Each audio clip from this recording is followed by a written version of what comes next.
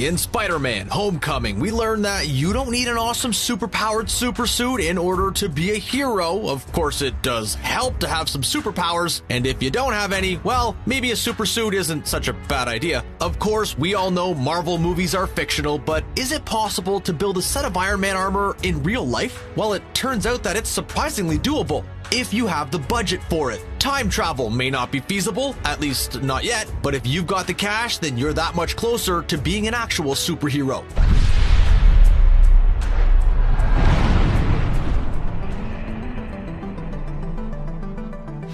How many of us grew up wishing that we would wake up one morning with incredible new powers that would allow us to emulate our future heroes? Okay, and how many of us still wish we would wake up as superheroes even though we can barely wake up without our knees cracking? The fact of the matter is that we all like to think we are just a few special tricks away from being the kind of hero we see in comic books and in movies. That's why Marvel movies resonate with so many people of various ages and backgrounds. Their characters are so vivid, flawed, and realistic that we can relate to them in many ways. Hey, if Iron Man likes shawarma and we like shawarma, then we're halfway to being a hero. Or at least that's what we tell ourselves. And then there's a reason why Iron Man specifically captures so many people's imaginations. Because under the suit, he's just a regular human. He's not an advanced alien race. He isn't a mutant, and not just because they couldn't use the M word in the MCU until recently. He's a normal, squishy, mortal human who was able to essentially build himself a set of superpowers, and that's something most of us envy.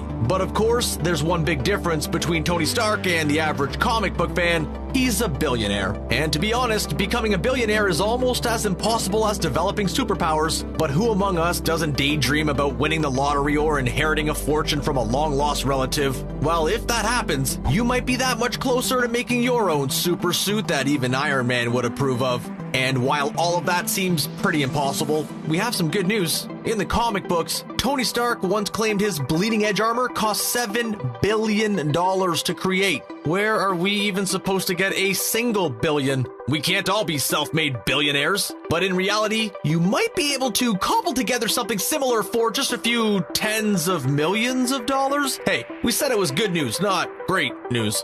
Now, we could wax philosophical about why we all want to become heroes all day, but that's not getting us any closer to stopping crimes or flying around in a super suit. Let's get down to nuts and bolts, and we mean that literally. Let's take a closer look at the technology Tony Stark uses in his Iron Man suits and what real-world tech we have that at least comes close.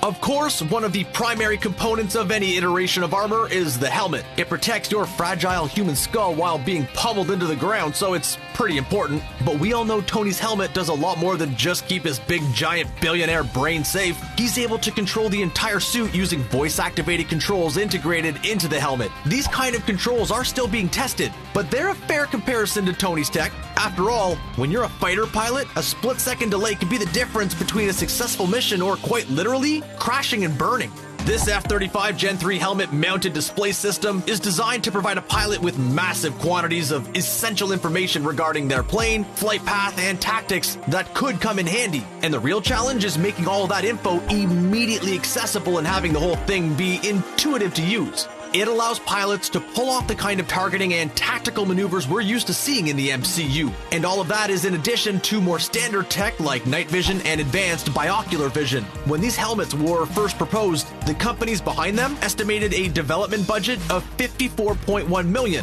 And yes, that's just for the helmet-mounted display and not the fighter jet. They're sold separately. Then we have the rest of Tony's fancy wearable computers, which interestingly enough are some of the cheapest components. Researchers have been working on wearable computers for quite some time, and a safe estimate for one would be around $20,000. Okay, maybe we should have said that it's relatively cheap. And speaking of tech that protects all of our squishy bits, let's talk about the exoskeleton to Tony's suit. Even if his fancy programs are disabled, the bare bones of the suit are incredibly impressive. What makes Tony's suit so amazing is that it greatly enhances his physical strength and maintains his maneuverability. Seeing knights wearing tons of heavy armor may make them look safe, but just imagine how difficult it must be to actually move around in one of those things. There's a surprising amount of real-world applications for such an exoskeleton, which means, of course, that it's something people are working on. And then there's soldiers who could benefit from using these when they have to travel long distances carrying tons of heavy gear.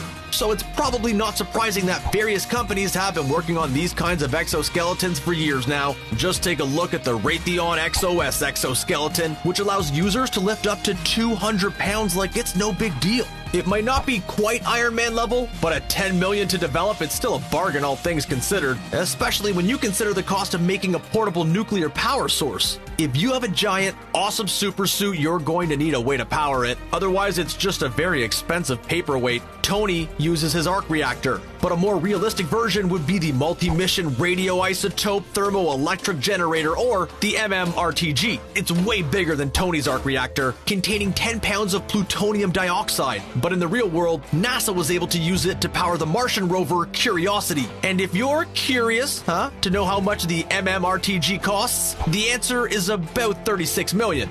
We all love the idea of having a jetpack, even though we know we would probably immediately crash and end up in a fiery explosion. This is another piece of tech people have been trying to create for years with varying degrees of success. But Eve Rossi actually managed to use a jetpack to fly over the English Channel, which makes him practically a superhero as far as we're concerned. A strap-on jetpack will set you back another $400,000, but you'll have to modify it to fit inside the boots of the suit.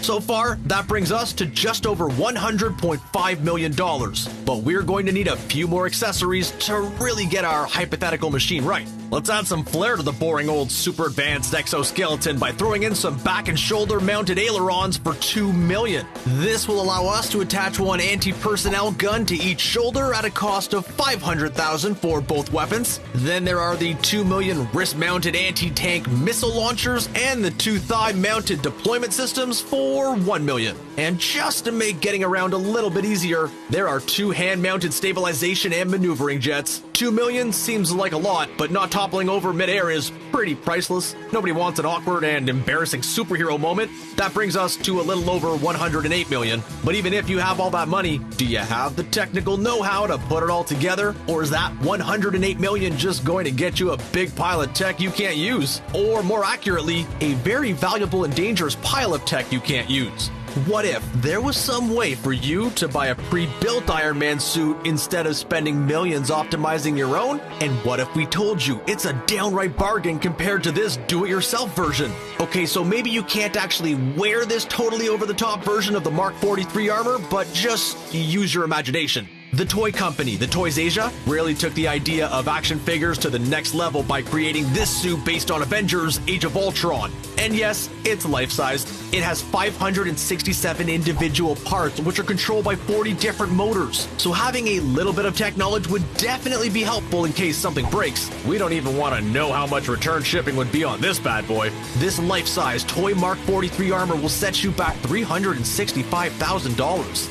That's a lot of money for a super suit that you can't wear, but it's also undeniably awesome.